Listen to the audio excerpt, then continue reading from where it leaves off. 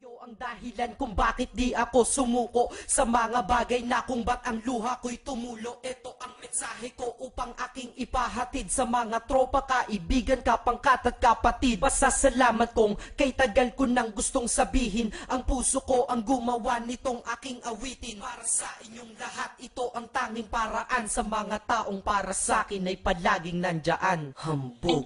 Kayo ang dahilan kung bakit di ako sumuko sa mga bagay na kung ba't ang luha ko'y tumulo. Ito ang mensahe ko upang aking ipahatid sa mga tropa, kaibigan, kapangkat at kapatid. Pasasalamat kong kay tagal ko nang gustong sabihin. Ang puso ko ang gumawa nitong aking awitin. Para sa inyong lahat, ito ang tanging paraan. Sa mga taong para sa akin ay palaging nandyan. Upang ako'y mabigyan ng kalakasan ng loob at manatili na nakatayo at di patataob na kahit na anumang pagsubok na nagdadatingan. Di ako takot pagkat alam kong may malalapitan. Pag ako ay mayroong problema na dinadala, akala ko ako'y nag-iisa, ngunit hindi pala. Alam nyo ba kung bakit?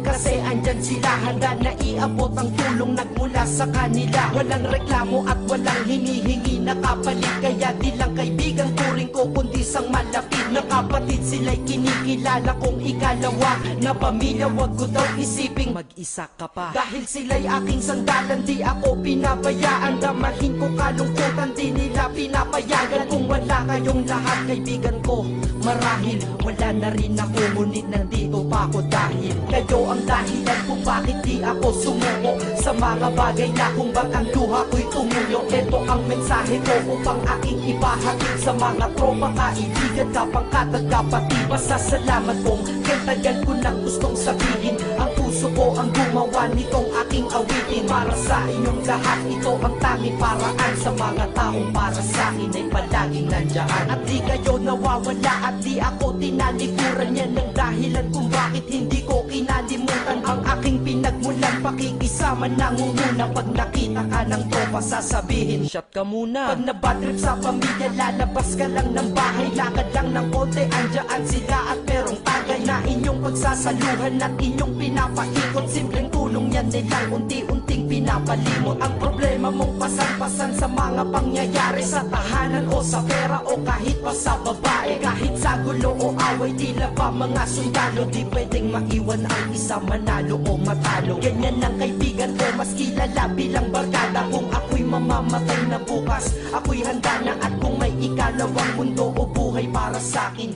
sana magiging tropa ko kayo pa rin. Kayo ang dahilan kung bakit di ako sumuko sa mga bagay na kung ba't ang luha ko'y tumulo. Ito ang mensahe ko upang aking ipahatid sa mga tropa, kaibigan, kapangkat at kapatid. Pasasalamat kong kay tagal ko nang gustong sabihin. Ang puso ko ang gumawa nitong aking awitin. Para sa inyong lahat, ito ang tanging paraan. Sa mga taong para sa akin ay palaging nandyan. Kaya ako'y kontento na dahil kayo'y naging parte ng buhay ko. Sa kabutihan nyo, paano ko gagante? Magtatawagan ng mga tropa, kita-kita lang sa kanto. Pagkatapos didiskarte ng pitselyosi at baso. Papaikot ang sombrero para mag-ambag ang tropa. Kahit 20 pwede na, basta lamang makatoma.